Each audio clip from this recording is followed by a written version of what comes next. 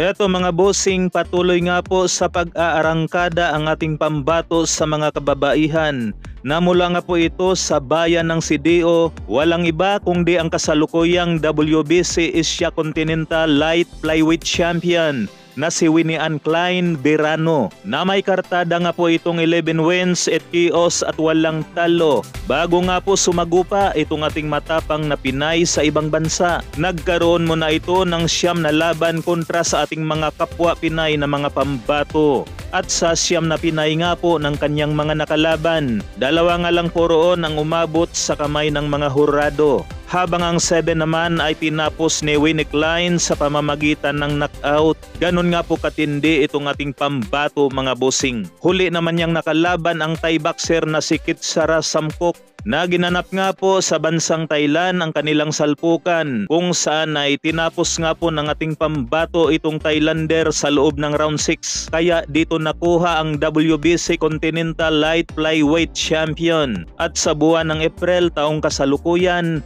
dedepensahan nga po ng ating pambato ang kanyang hawak na WBC Asia Continental. Samantala mga bossing, eto tuluyan na nga pong nilantad ang napakagandang mukha ng bagong jowa ng ating pambato na si Cuadro Alas Casimero. Mukhang pinaghalo nga po itong Dina Buenabe at Labi po.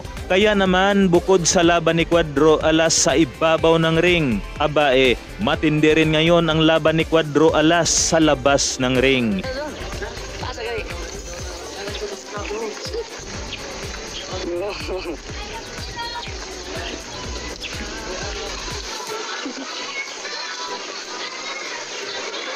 Bahala. May naligo ako dito. Siya may igsoon. Sayang pamilya sa igsoon. Ha? Ito pa na ulit.